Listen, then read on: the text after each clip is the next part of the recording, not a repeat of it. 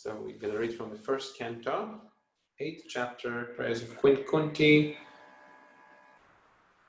verse, I think that was 26. We read 26. It was 26? Yeah. Okay. Let me just find it. Okay.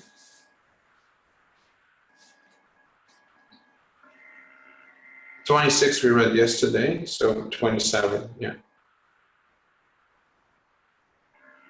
Yeah, we read yesterday 26.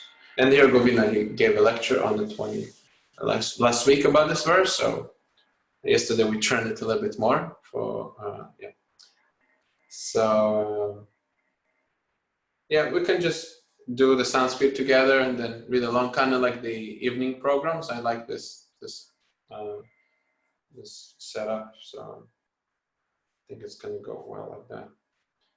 Namo kinchana vidyaya nivartam guna vartaye atmaramaya shantaya kaivalya pataye namaha. Would you like to read, Keith, Prabhu? Yeah, sure. Translation. My obeisances are unto you, who are the property of the materially impoverished. You have nothing to do with the actions and reactions of material modes of nature. You are self-satisfied, and therefore you are the most gentle and are master of the monists. Purport. By His divine grace, A.C. Bhaktivedanta Swami Prabhupada ki jai. A living being is finished as soon as there is nothing to possess. Therefore, a living being cannot be in the real sense of the term a renouncer. A living being renounces something for gaining something more valuable. A student sacrifices his childish proclivities to gain better education. A servant gives up his job for a better job. A servant gives up his job for a better job. Okay. Similarly, a devotee renounces the material world, not for nothing, but for something tangible in spiritual value. Srila Prabhupada, Srila Rupa Goswami, Sanatana Goswami, Srila Raghunath Das Goswami, and others have given up their worldly pomp and prosperity for the sake of the service of the Lord. They were big men in the worldly sense. The Goswamis were ministers of the government service of Bengal. And Srila Raghunath Das Goswami was the son of a big zamindar of his time. Zamindar is like a magister.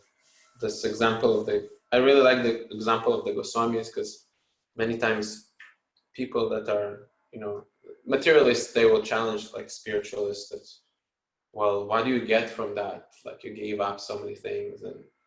But we have such great examples of either that the 6 Goswamis or Lord Buddha. He was a king, a prince, something like that, right? And he gave up 6 palaces. He would have a palace for every season, and every season he would enjoy with different, hundreds of women there, and different food stuff, different climate. Like now, for example, it's, I don't know, too humid in Alachua, right? So, sometimes, I don't know, I think, oh, it would be nice to go to the desert. It's so dry and nice. But then in the desert, it's cold or something like that. So the kings, they would not lament. They would just move to a different place, and they would have a palace in every place like that. But they gave it up for not for nothing, but for something much, much, much, much higher.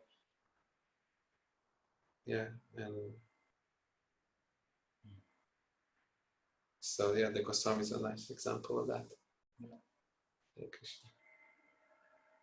But they left everything to gain something superior to what they previously possessed.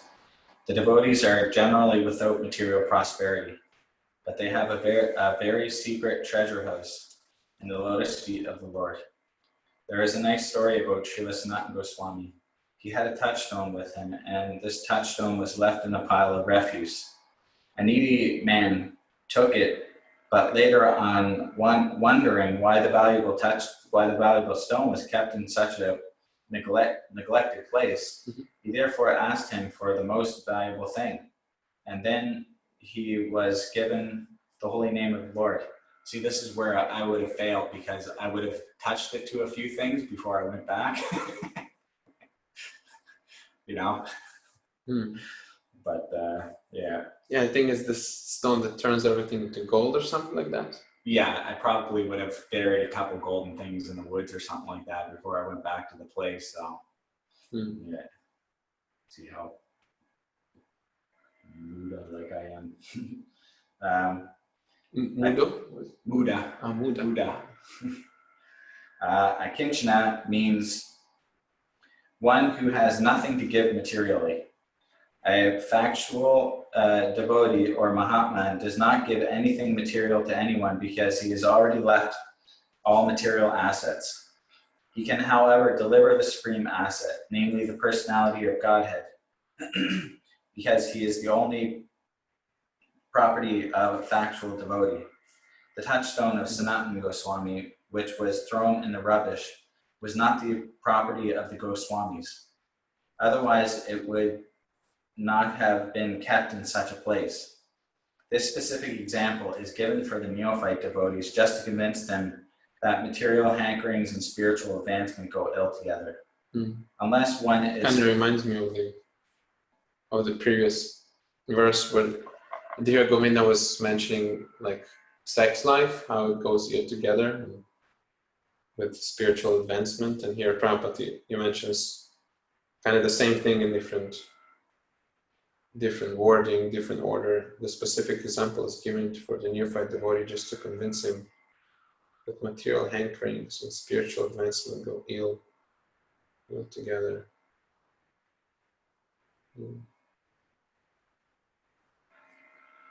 Hare Krishna. This specific example is given to the neophytes. Okay. Unless one is able to see everything as spiritual in relation with the Supreme Lord, one must always distinguish between spirit and matter. A spiritual master like Srila Sanatana Goswami, although personally able to see everything as spiritual, set his example for us only because we have no such spiritual vision. Somebody else want to read? I'll read. Hare Krishna. Advancement of material vision or material civilization is a great stumbling block for spiritual advancement. Such material advancement entangles the living being in the bondage of a material body, followed by all sorts of material miseries. Such material advancement is called anartha, or things not wanted. Actually, this is so. In the present context of material advancement, excuse me 1 second, sorry. Yeah, the Bhaktivinoda Thakur, he expresses that feeling how, not feeling, but it's actually so, material advancement, it's an extension of Maya, like technology and all those things we seemingly advance, but actually they make us more and more bound to the laws of material nature, more and more bound to materialistic association, more and more addicted, more and more ultimately degrades us too. Yeah. Actually, this is so. In the present context of material advancement, one uses lipstick at cost of 50 cents. And there are so many unwanted things which are all products of the material conception of life. By diverting attention to so many unwanted things, human energy is spoiled without achievement of spiritual realization, the prime necessity of life. The attempt to reach the moon is another example of spoiling energy, because even if the moon is reached, the problems of life will not be solved. The devotees of the Lord are called akinchanas, because they have practically no material assets. Such material assets are all products of the three modes of material nature. They foil spiritual energy, and thus the less we possess such products of material nature, the more we have a good chance for spiritual progress.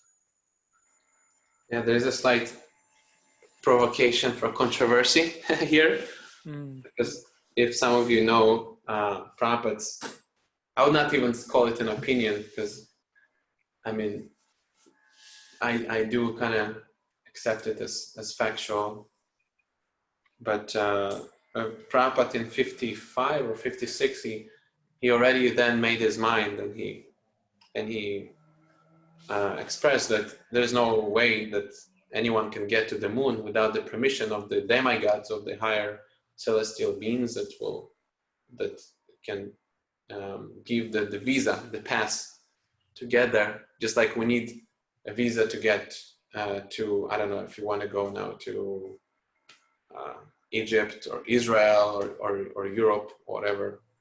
So similarly, to go to any other planet, you need a permission from the presiding deity. And Prabhupada already in 55, 56, in this book, Easy Journey, he was explaining that first of all, the moon, according to the Vedic cosmology, if some are familiar with cosmology, the moon is like twice further than the sun, and it's bigger than the sun. And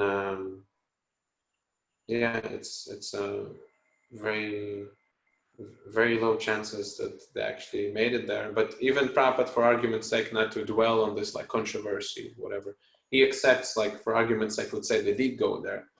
But I like how he points how, what's the use, he says, or what is that? Yeah, what's the use of going there? Because the problems of life, they're not solved anyways, right? And they have to come back, or so much resources are put there, so many resources, so much money went. Like I personally always thought, if we put so much money into something like that, which we cannot really directly benefit from, why not to put it into like diminishing poverty, or elevating like everyone to like some human standard of living around the world. So yeah, it's kind of like, even materially, like Bhaktivinoda Thakur says, the more we're trying to advance materially, the more we prolong our stay here, and the more we make it less practical, not just for spiritual cultivation, but even materially. It's just so difficult to live like I think Keith Prabhu was mentioning, or Devin or someone was mentioning in one of the sessions, that his grandfather, or his father, even 50 years ago, they would be able to sustain a family from one person who would work. The father would work, and he would provide for the whole family, and they would have a surplus. And now it's becoming harder and harder to, even maintain yourself, what to speak about having family and all those different things. So this is too, it's because of this over engagement. Prabhupada calls it here anartha. Anartha is unwanted things, like the lipstick, or like, let's say, like smoking or whatever. No one's gonna die if he's not gonna smoke, right? Quite the opposite, you die because you couldn't smoke. But still, we take to all these things which like don't make sense even materially. So if our boat, our vessel is shaking materially, even like we cannot stabilize ourselves, then want to speak about spiritual life. I mean, of course, spiritual life makes everything transcendental, but it's not enough just to believe you're transcendental and you're going to be transcendental. We are transcendental, of course, but we need to address the practical issues in life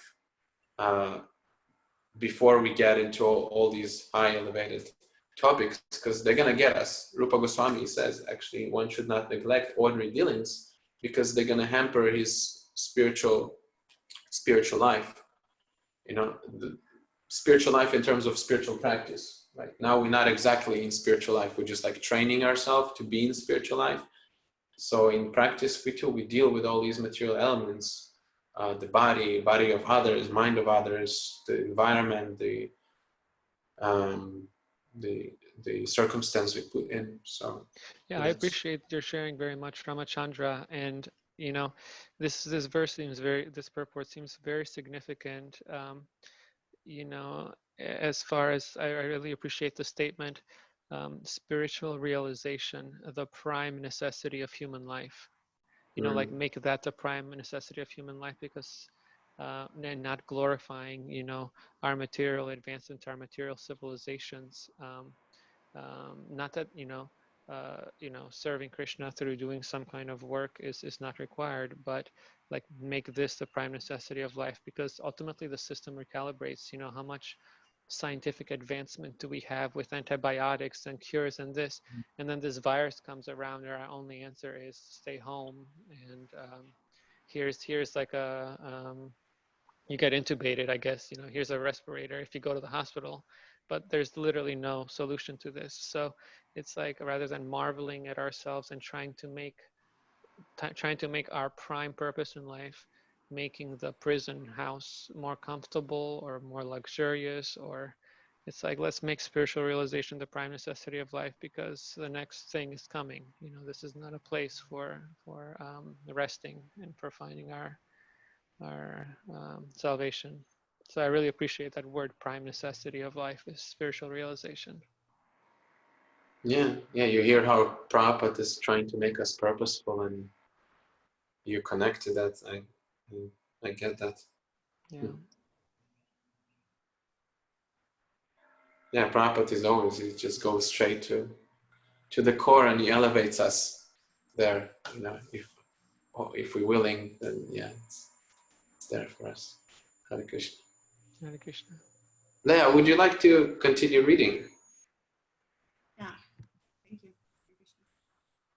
The Supreme Personality of Godhead has no direct connection with material activities.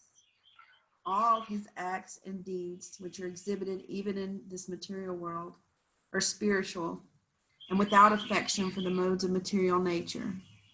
In the Bhagavad Gita, the Lord says that all his acts, even his appearance and disappearances in and out of the material world, are transcendental, and one who knows this perfectly shall not take his birth again in the material world, but will go back to Godhead. Material disease is due to hankering after and lording over material nature. This hankering is due to an interaction of all the three modes of nature, and neither the Lord nor the devotees have attachment for such false enjoyment. Therefore, the Lord and the devotees are called Nivrita Guna Vritti. The perfect Nivrita Guna Vritti is the Supreme Lord, because he never becomes attracted by the modes of material nature, whereas the living beings have such a tendency. Some of them are entrapped by the illusory attraction of material nature. Sorry. Yeah. Would anyone else would like to continue? I don't know if Simran Shakti, if you have the book there. If not, it's okay too. I'll read. Okay. Can you hear me? Yeah. Yes, please. Because the Lord is the property of the devotees, and the devotees are the property of the Lord reciprocally, the devotees are certainly transcendental to the modes of material nature. This is a natural conclusion. Such unalloyed devotees are distinct from the mixed devotees who approach the Lord for mitigation of miseries and poverty, or because of what's that word? Inquisitiveness? Inquisitiveness and speculation. The unalloyed devotee and the Lord are transcendentally attached to one another. For others, the Lord has nothing to reciprocate, and therefore he is called Atmarama, self-satisfied. Self-satisfied is he as he is. He is the master of all monists who seek to merge into the existence of the Lord. Such monists merge within the personal effulgence of the Lord, called the Brahmayoti. But the devotee enters into the transcendental pastimes of the Lord, which are never to be misunderstood as material. Yeah.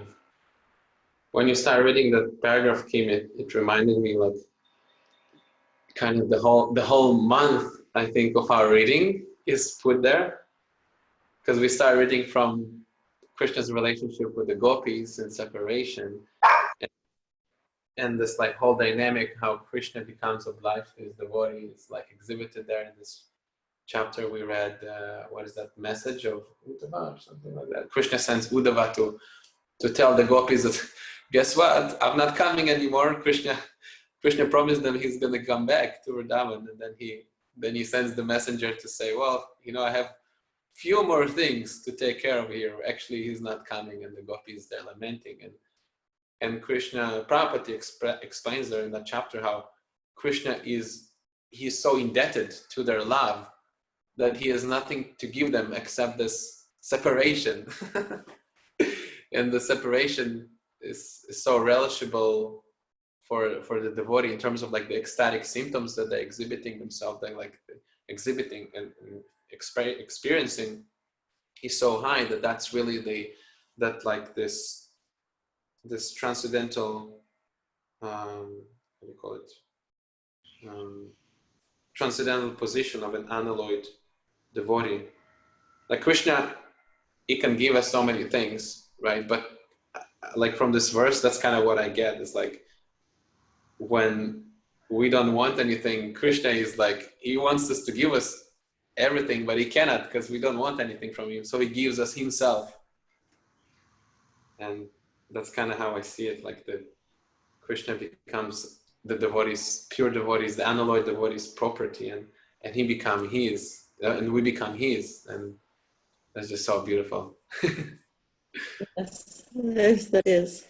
Thank you. There was a story too about the illiterate devotee who was reading Bhagavad Gita. I don't know why, but it kind of reminds me that. You remember that story, or someone maybe remembers? That's one of my favorites. Okay, would you like to tell it? Yeah, because he was part of the Brahmana caste, and he would hang out around the temple, and his guru asked him to recite Bhagavad Gita every day. But he could barely even read. Like he could read a little bit. Sometimes he'd get the verse, sometimes not. Sometimes he's holding the book upside down, and the other people in the community, the Brahmanas, they would walk by and just laugh at him, right, and make fun of him and stuff. And then sorry, probably I forgot to mention. He has a session. You can come maybe closer. Yeah. So they would walk by and make fun of him and stuff, and then he would be sitting there crying. Lord Chaitanya was walking by and saw him there crying. The other guys are just like, "What's wrong with this guy?" And he comes over and he asks him, "Why are you crying?" He said, "What are you reading? What verse are you reading?" He said, "I don't know what verse I'm reading from one day to the next. Sometimes I'm on, sometimes I'm not. And sometimes I hold the book upside down, even." Yeah, he's like, he is illiterate, basically. Eh? Yeah. It's crazy. Yeah. So, and then he said, "But the only thing I know is that when I think about Lord Krishna consoling Arjuna in his time of need, I just start weeping in tears and gratitude." And then Lord Chaitanya embraced him and said, "You are an authority on Bhagavad Gita." Yeah, you have understood Bhagavad Gita. Yeah, part of this notion of Krishna being Partha Sarathi, the charioteer of Arjuna, it touched him so much. And I think this is kind of why I remember the pastime, because it's still like we don't need to go to jump high to these esoteric relationships of Krishna with the gopis or cowherd boys. It's like it's even there in the Bhagavad Gita how God he decides to be our servant in our spiritual journey, our adventure, and guide us with such an open heart and intimacy. It's like that's kind of what it reminded me. How Arjuna he captured basically Krishna. All right, Arjuna was telling Krishna, "Take me there. I want to see that guy. And who is there? Stop. Let's talk." Okay, cheer me up now. I'm like devastated. And Krishna spends 2 hours of his time, like 2 hours. Like, I mean, God can do so many things. He was already doing so many things, and he spares 2 hours to explain his best friend, just one person. Like usually we hear how God is broadcasting this message to like every single living entity. And I mean, he even says it in Bhagavad Gita, right? Yada yada dharmasya, I come every millennium, once in the millennium I come and I elevate human society from wretched condition, spiritual life. But then he just spends 2 hours like talking to some dude, right? Yeah, just thinking how it goes to show Krishna's capacity for empathy and creating sacred space and being in somebody else's world. Yeah. You can imagine they're in the middle of a battlefield with two armies on both sides of them. I mean, you'd think it'd be a pretty high pressure situation, maybe a little awkward, But yeah. It's a nice topic. This how God becomes the property of the devotee and we become his. I like to dive into that. Thank you for allowing me. Hare Krishna. What comes up for you, Sriman Shakti, George, Leah, Kim, from reading this verse? There's so many things. That was just like one aspect, but maybe something else comes up for you, and you would like to share. Yeah, I'd like to share. Please, Simon. Okay. Yeah. So when George was talking about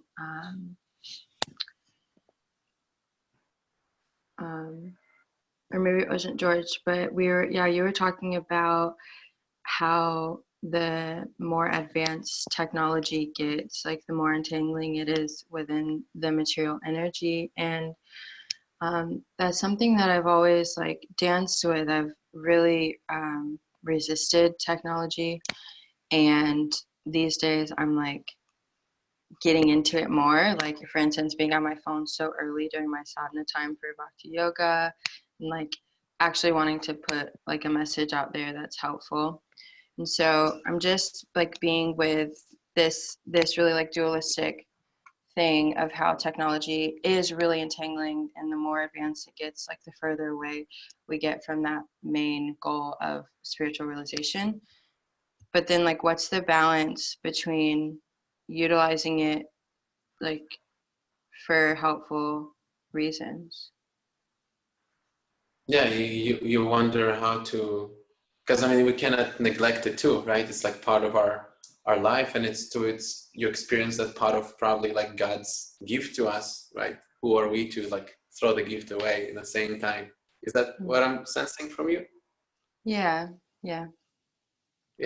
It's like false. Prabhupada calls it like a false renunciation. Like, oh, I don't need this. Like it's whatever. But we are not the possessor of that beginning. We're not the owner of that. So who are we to renounce? Like there's this really cool like analogy, or I don't know, story, or like a parable. Prabhupada, he cites that a man walks into a bank and he says, I'm renouncing the Bank of Montreal or Bank of America. And the cashier looks at him like, what the hell? Like, well, what does he want from us? This is like, it's not his bank. So we are like that sometimes in spiritual life. I experience that in myself, that I don't need this thing and it's not spiritual. Let me just put it aside. But actually a better way how to renounce it in a really purifying way is to engage it in God realization, self-realization. And Prabhupada's spiritual master, Bhaktisiddhanta Saraswati Thakur, who's there on the left side from Prabhupada on our altar, he mentions how our spiritual advancement, how much we spiritually advanced, will be tested by how much we will be able to dovetail these things. And for me, it's like I see that as like a dangerous thing, because I would like to prove to myself that I'm so advanced by utilizing so many things, but then like I'm degrading myself. So Prabhupada, he sets up like an equation, or like that everyone can judge according to two things: if he is advancing and he is dovetailing material things into Krishna consciousness, God consciousness, self-realization, or he is degrading himself, is by the amount of lust and greed that is manifested through these interactions. Like Lord Nityananda, Lord Chaitanya's brother, he's like on the five Gs there on the top of the altar, Lord Chaitanya in the center, on the left his brother in blue. So he would go to like a brothel sometimes, and he would pull people out and make them devotees, right? And I mean, I tried to do that in Montreal, and it didn't really go well. Like I had a safe space that I could return into, but if I didn't have that, I would probably degrade. And so, yeah, it's like Prabhupada sets like these like tracks. There are different other points too that we can all like ascertain it by ourselves. Is it like conducive for my spiritual life or not? Like, I like really the meditation in the morning, the japa. For me, chanting on the beat, it's like it reflects the previous day a lot, and it shows me how much I was thinking really about Krishna throughout the day, and how much of what I was trying to dovetail was really dovetailed because it was for Krishna, or it was like, okay, I don't know, let me post this thing on social media because I think people will like that, and not because Krishna will like that. So it's really like a fine edge. I think that's what I sense from you, and you don't want to be like just extreme and then really not make the spiritual progress that you do want, because you are sincere about that. Yeah, yeah, it's definitely a fine line, and like a good stretch to constantly walk that line and dovetail but not degrade. Yeah, I like that. Thank you. Hare Krishna. Hare Krishna.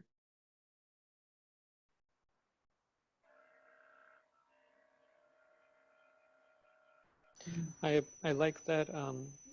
I appreciate your sharing, Shimran, and I like the analogy that Dear Govinda usually brings up with a knife.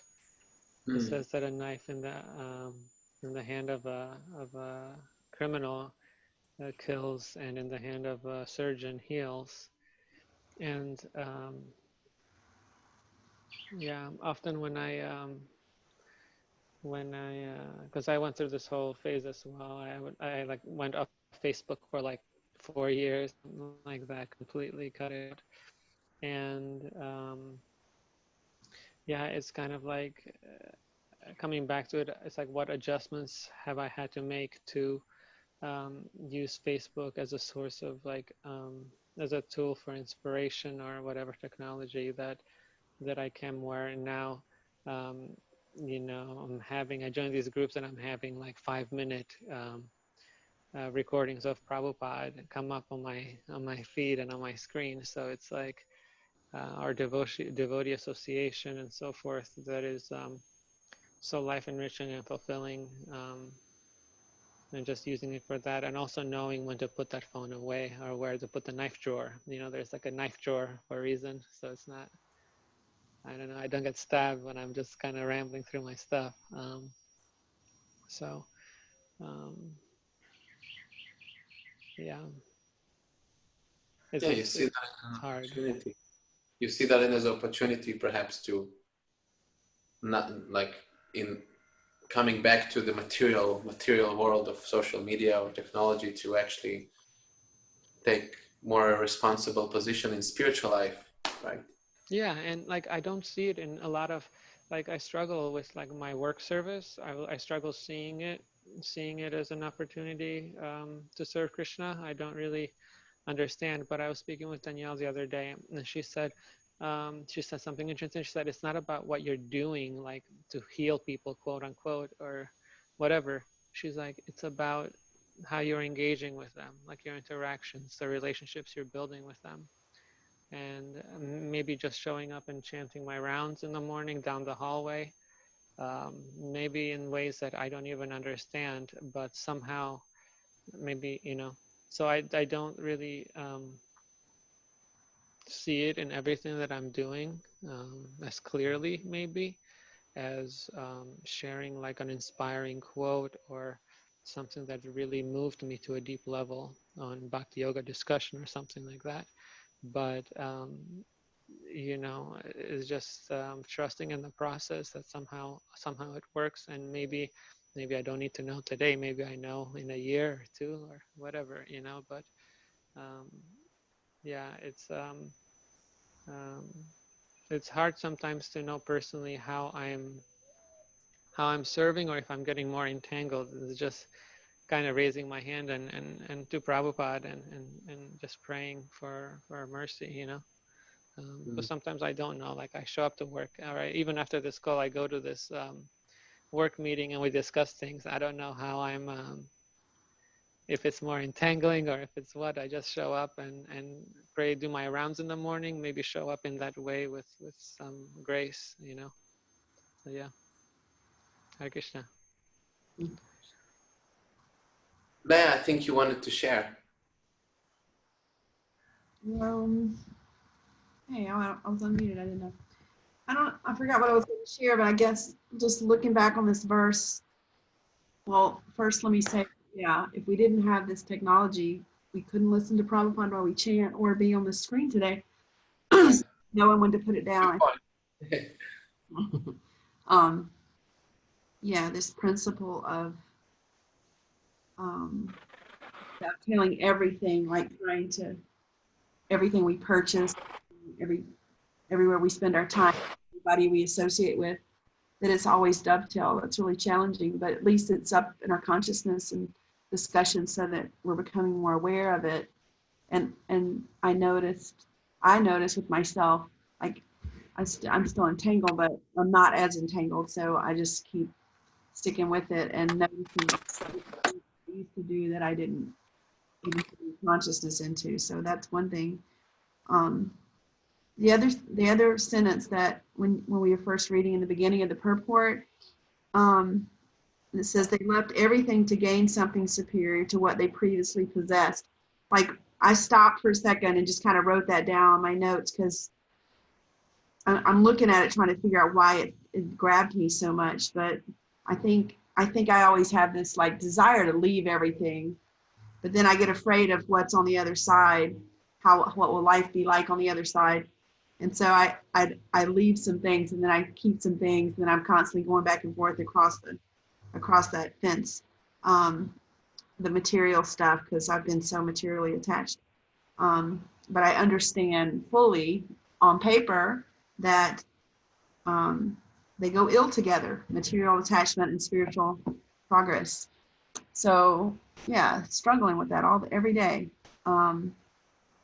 Sometimes I sit in front of the altar and cry about it, and I ask why, and then an hour later I do it and I don't seem to care. Like I'm just like, I want it or I need it, or some conversation I have in my mind. So this verse just kind of reinstates everything I already know. It's just I'm not doing anything about it much, but there, the last sentence on page 360 also I liked because it used the word foil. I don't hear that word very often, but I know what it means. But it messes up the spiritual energy. The chances that we're going to find spiritual progress is threatened by the stuff. And so choosing the stuff that's not going to threaten the progress is like the daily chore over here at my house. Yeah. So yeah, this is all stuff. It's so repetitive reading all this literature, and I'm glad because it takes a long time to stick with most of us, especially me. So I think it's just reaffirming some things I already struggle with, but I like reading it in different ways and hearing it from the way you guys are expressing it, to kind of just keep concreting it in that this is truth and it's not just an idea that I struggle with. Anyway, that's all.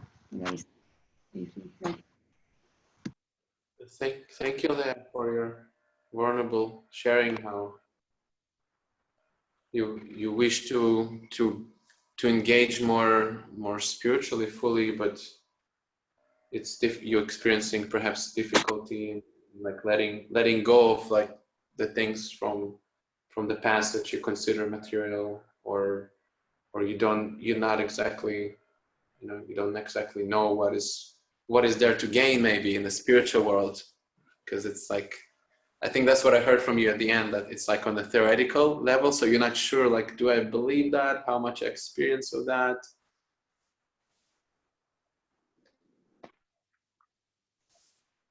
Yeah, I can really connect to that, because I mean, how much I really experience of what I read in the books, but it's like Prabhupada gives us like this brochure of like this sweet, not just a vacation, but like just go there, just go back home, back to God. But it's like, yeah, it's sort of like in a sense, it's a gamble. We have to put the you know, all our stocks on black 108 and just spin the, what do you spin there, the roulette or whatever. And what's gonna happen if I lose? Oh my God. Yeah, so it's a transcendental gambling in a sense. Thank you for that, Leah. Kim, I think you, sorry, or Leah, yes? I just want to say, you know, when you said transcendental gambling, I like your analogy for the black 108, but I also know gambling, remembering Krishna consciousness. Yeah, well, that's the only instance Prabhupada he mentions that we can gamble. He says, like he talks about the four regulative principles, and he says, well, we don't say no sex, we say no illicit sex. So you can have sex for procreation. We don't say don't eat meat, you know, or like not to eat at all. We say take pakoras. Like I think I shared in the in our advanced course or somewhere before that, Jordan's father, like when we made pakoras for the Roots program, he was really shocked that this is not meat, because pakoras, it's like eggplant dipped in chickpea flour and fried in ghee.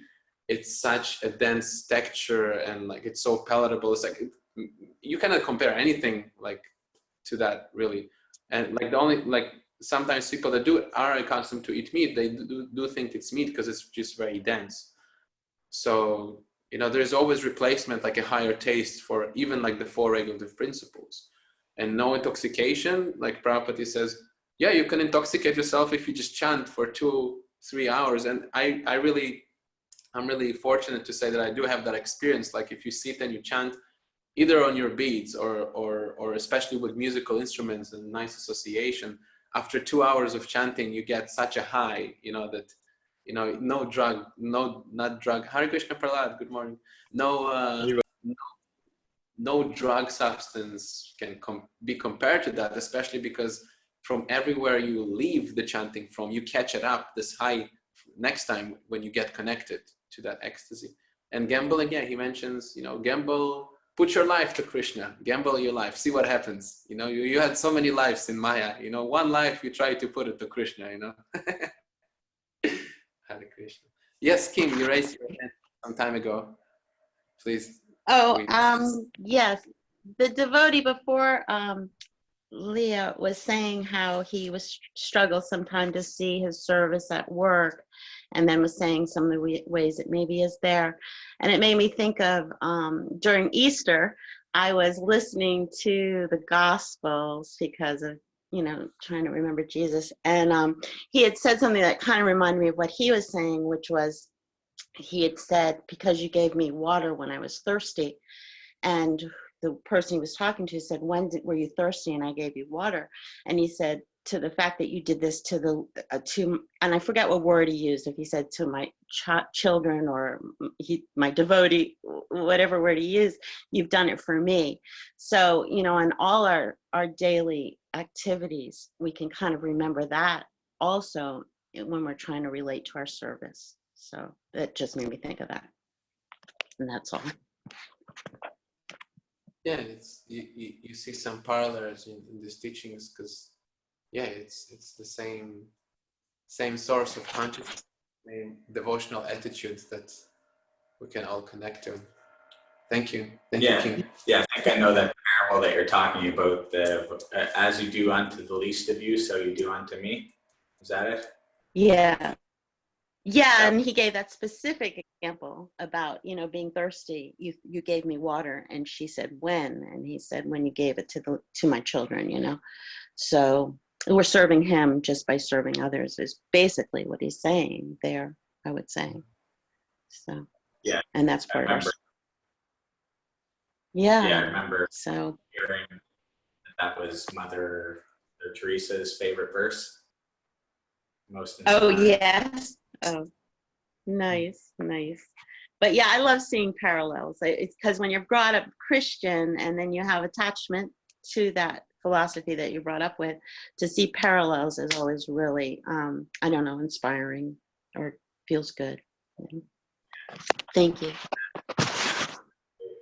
I guess I can relate it to what George is saying, like at work, where I found it quite purifying to try to live that mood as much as I could with the people at work, even the people that were like emotionally unstable. Like there was a couple guys, they were just really angry and they were just kind of drama and stuff like that. And some other guys, they come in, they just speak really crude and make that, like, most of their jokes are just like, it's all aimed at putting other people down, but and stuff like that.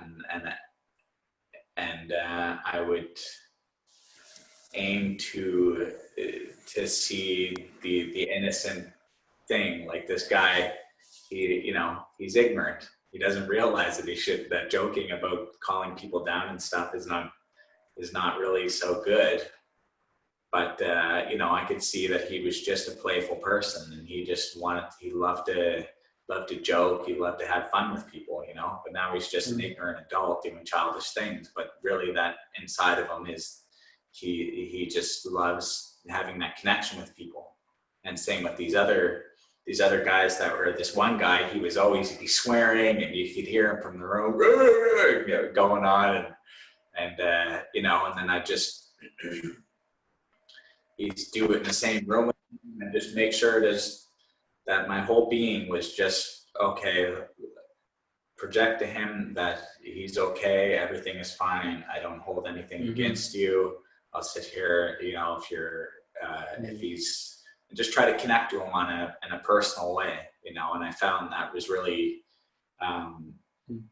purifying for me to try to start. It's a way to start to relate to people as spiritual beings, not to look down on them because of these different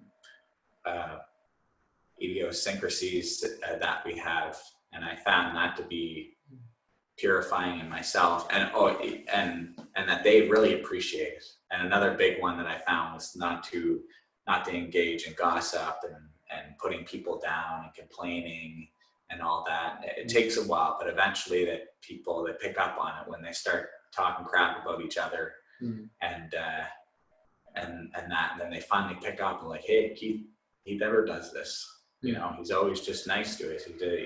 He's not, I don't feel like he's criticizing me and stuff. But that eventually I feel like it shows, it shows that there's something there, that you're connected to something. It's not that I'm anybody special, but I've come in contact with people that have that attitude, and I really value that and appreciate it. I want it for myself, and I want to give it to other people, and that's due to my connection with saintly people, that I'm able to even conceive of treating people like that, and I'm able, I can say with confidence, not with too much pride, but on my job site of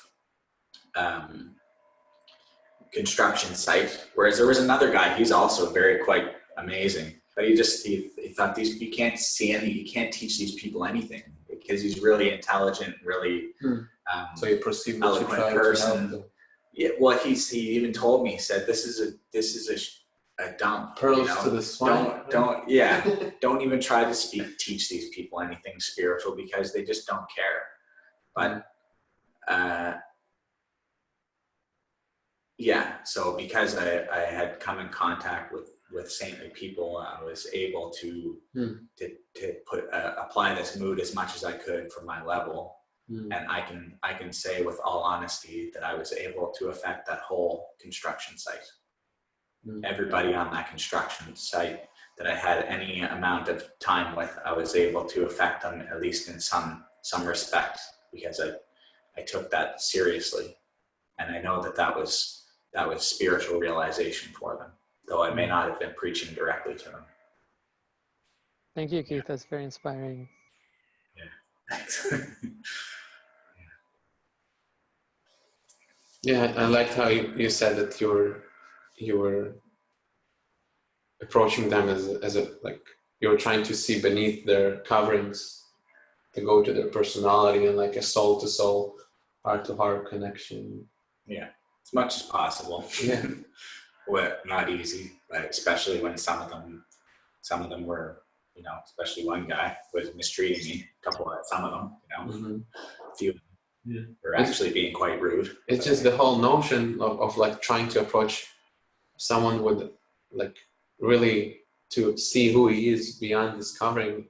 We spoke about it yesterday when we were discussing the previous verse, how it's like so challenging because it's purifying in the sense that we see like all these coverings actually reflect so many things that we're going through. Like I myself, at least, like when I speak to someone so-called random or whatever, many times I experience how, oh boy, it's just like me, and I have to just dig deep into my own heart to actually reach to that person beyond his coverings. And Yeah, I see so much purification, and I can feel so much purification from your sharing.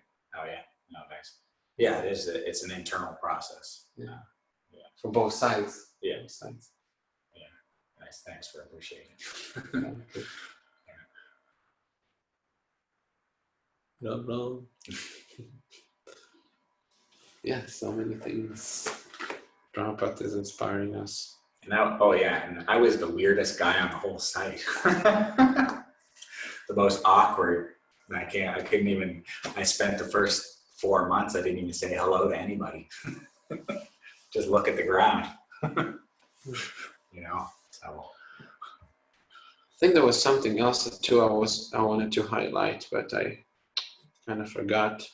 But maybe someone would like to sum up the experience of the session for him, and maybe Krishna will give me back the memory.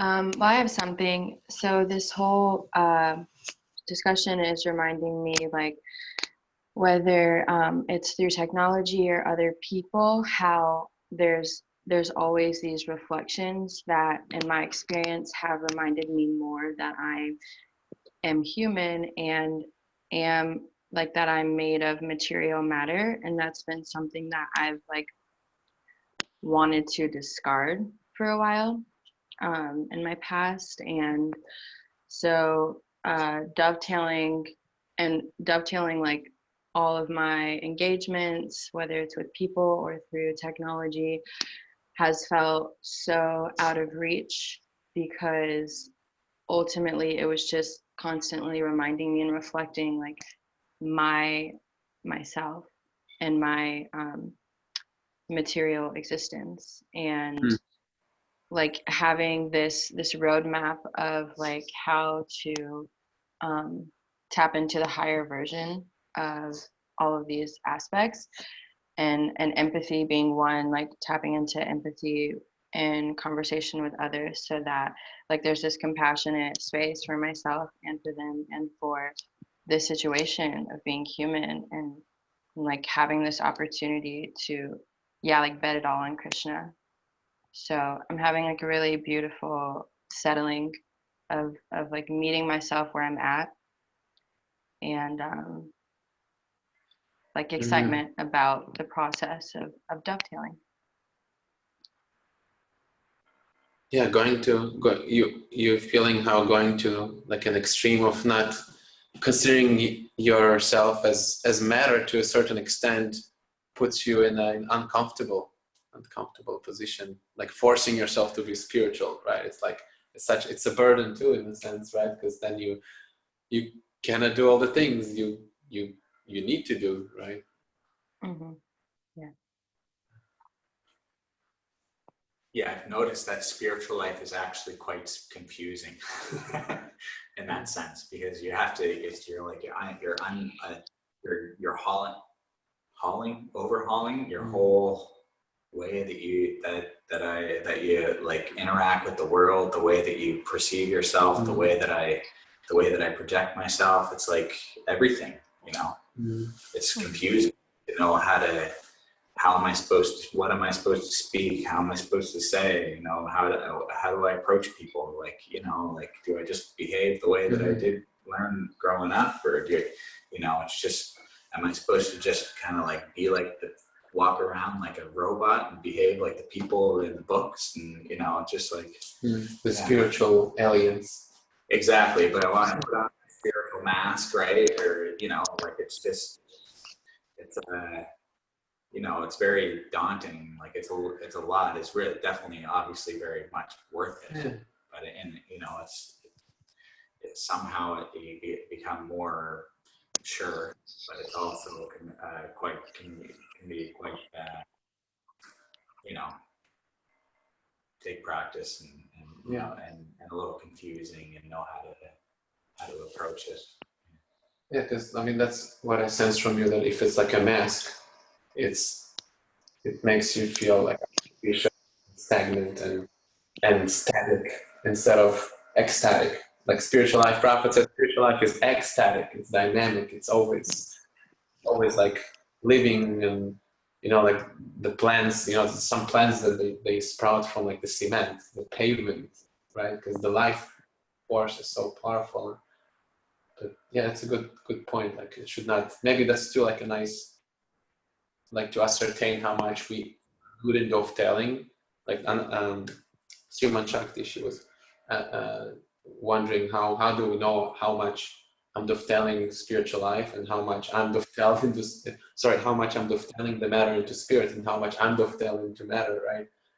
So maybe that's too like a nice assertion. How much we feel ecstatic, how much we're just happy, happy like spiritually, not materially happy in terms of our constitutional position of being full of bliss, knowledge, and eternal. Yeah, which may be uncomfortable at first, but it becomes like the mode of goodness or whatever, right? Like in the advanced seminar, we go through struggles, and like it's taste bitter at first, and and then you start have some nice experiences, come in contact with nice people, and all that, Yeah, like scraping the dust and the rust from the heart is like really painful, but once it's out and you polish it and you put the, I don't know, wax or whatever, then it shines, and everyone around you, regardless of their position, everyone can experience that. Like I had so many talks with like people that I didn't speak with like before, after I did the advance. They're really like noticing like something is different about you, and it's really interesting because externally, like I always I do the same thing externally. Like I don't really change anything. Didn't change externally anything for the last 8 years, but they did notice something, and it really makes me curious. Like what it is? How do you experience me? What do you perceive? And they're actually mentioning all these things that you were saying is polishing of the heart. Well, I notice when like a good way to notice is when you go back home, because it's like all the old people that I grew up with, and then see how I interact with them differently, because I notice this spiritual purification, spiritual devotion. So it's like as I'm like doing the chanting and all that stuff, like the purification happening on a level that I'm not used to really relating on it. It's more subtle. I'm not used to noticing those things. And then when I go to like my family and stuff, and come into situations that I was in before, then I can the contrast is so obvious. Yeah. Of who you were in the past and who you were after. Yeah. Like changing the body, right? We can all admit that we're changing the body by looking in the picture from us when we were 10 years old. Yeah. So maybe for you, it's just like you see yourself in a reflection of how others perceive you. You were in the past, where you are now after you went through either the Sattva of advanced course or some intense, hearing and chanting and kirtan. Yeah. So yeah. it's like a nice reflection mirror. Yeah, I'm kind of after I want to stay here, but after I leave here, then I'm going to go back to Nova Scotia and be around my family. So I'm a little excited for that. Yeah, but you're saying that you've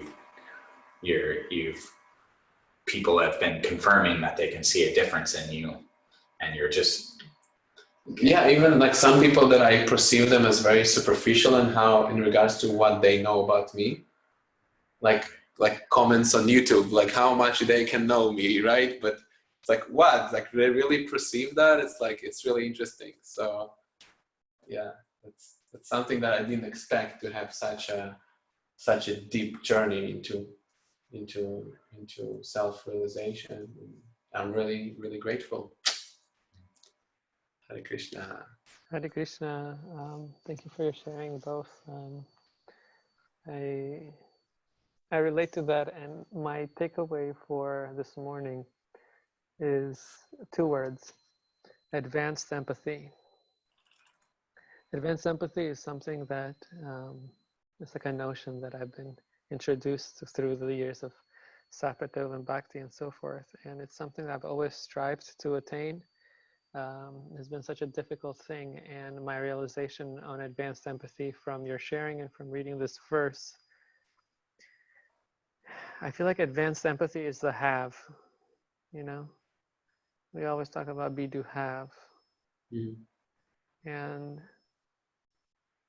like, I'm not the controller. It's not something that I can will myself. I just had a sheer will strength to have against someone who is both, cutting into me with hurtful words or behavior, or someone who is validating my false ego and pushing me more towards wanting material advancement and my degrees and my money and this and that, and glorifying animal life, essentially. It's not something I can will to just manifest on my own. It's just God's grace. And so I think I had some realization this morning that the path to advanced empathy is through sadhana bhakti, is through doing this, is through chanting my morning rounds and showing up in a mood of grace, in a mood of humility, that only the power of the holy name can bestow on me. And me choosing to have advanced empathy looks like be doing the process. So this is very, very helpful for me to see advanced empathy as the have, and the being and doing is chanting the holy name with sincerity. Be sincere chanting, and then having advanced empathy even for myself, which is what I struggle the most to. So yeah, Hare Krishna. Thank you so much for your association. Yeah, can I reflect on that? Yeah, if you want to.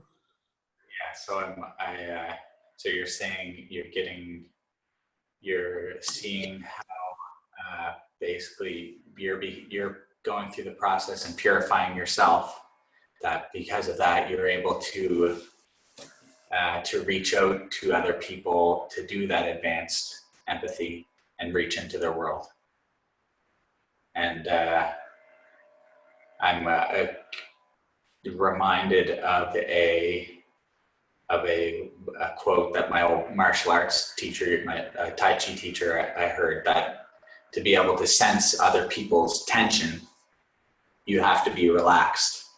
Like when I'm because otherwise my mind is caught up in my own tension. But when I'm relaxed, then I can really perceive where other people are tense in that. So that's what I'm getting, like you're saying, because you're doing the be, do, then you're able to perceive this level of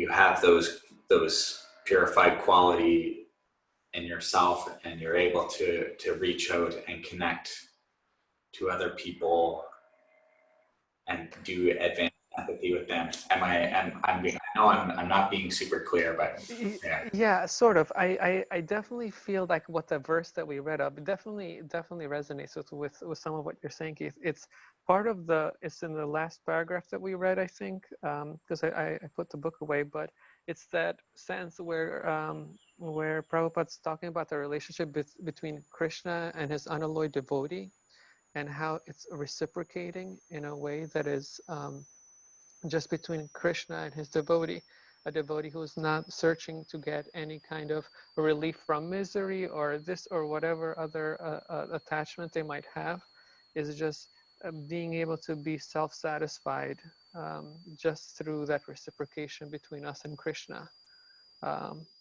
I think that's that part of the purport that we read near the end there that is really coming up for me as like, that's the key to advanced empathy, is approaching Krishna without any other desire than to just be engaged in him. And then through his mercy, we get that sense of, like you were sharing, that sense of being peaceful because from self-satisfaction, from not seeking anything external to gain from Krishna or from other people. And, you know, even in our relationship with him, is to just have that reciprocating relationship between us and Krishna of just kind of like unalloyed service. Yeah, I very much resonate that grace, that feeling of peace that I feel is just from that connection between, you know, between my person and his person.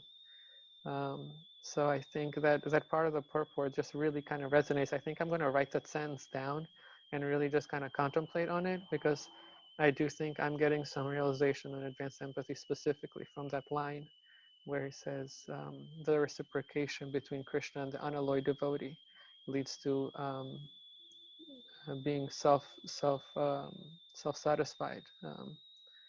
Yeah, thank you so much, Keith. I appreciate that. Yeah, this is why we chant, right? We chant with not the idea, at least that's how I'm supposed to chant, right? Not with the idea of Krishna, give me something, but Krishna, I mean, we do ask for something, but we ask for the service, and that's kind of what I sense from you, George, this feeling of being self-satisfied simply with serving Krishna is like, what else do we really need, right? Zero material agenda going into it. Yeah, like yesterday I personally had such a blissful day, like serving Keith and dear Govinda Prabhu here, and like just like little things, and it was so blissful, and I don't even know why, but yeah, it was really interesting to experience that. Hare Krishna. Oh, Iron Man. Oh my God. Iron Man joined the discussion. Hare Krishna. How are you, Nalini? How are you today? How is your path towards self-realization is going? Which stage are you on? Anartha Nevarti? I'm happy it's Iron Man Day! Hare Krishna. Beat the demons up. Superheroes in my Hare Krishna. Yes. Oh, now I remembered actually what I wanted to share. Thank you. I think this interaction between George and Keith brought this memory back. Like, it's sort of like this one guy in Montreal, he once asked me like, how am I like dealing with like people who are like averse to what I'm doing? Because especially when like part of, if someone seen like some videos that I make, many of the videos is how I interact with people outside, just random people that just interested in spirituality, stuff like that. And many of them are like kind of like not too disposed to that. They're just coming from like to challenge and have like some entertainment with their lunch or whatever. And I answered to him that I practice seeing everything as related to Krishna, not related, but I would say more connected really to Krishna, that it's in an intrinsic part of Krishna's experiencing us, everything that we are going through. Like I think Prabhupada mentioned sometimes that this whole creation is like Mahavishnu's dream. Mahavishnu is like this personality of Godhead, Krishna, which is sleeping, and from him innumerable universes are coming. So each universe, Mahavishnu experiences everything that's going there in the universe as his dream. And yeah, just like meditating on that, like when something bad happens or something good happens, that, and finding somehow the connection. And that's where I find like all these books like so useful. That's where they become alive to me, is when I go out and I see the philosophy exhibits itself, like either through the analogies. That's why sometimes devotees, they actually say that Prabhupada analogies analogies, they're not really analogies because they're so real, right? Like the analogy about the sun, that God is like the sun and he evaporates, he can evaporate, and he can what is that, sanctify, he can sanctify any impure place, and it's like so real that. Or I think last time we mentioned about the birds, that you can see God's creative spirit in how he designed the birds. And it's really like that. Like every bird, when you look at every bird, it's like so complicated and so beautiful at the same time. And yeah, that's what's kind of going on for me. Finding Krishna connection is a big relief. Yes. Hare Krishna. Thank you so much for joining and sharing your heart and mind with everyone. It's very encouraging, nice encouragement for the day. Hare Krishna. Have a beautiful day, everybody. Hare Krishna. Grantaraj Srimad Bhagavatam ki joy. Shira Prabhupada.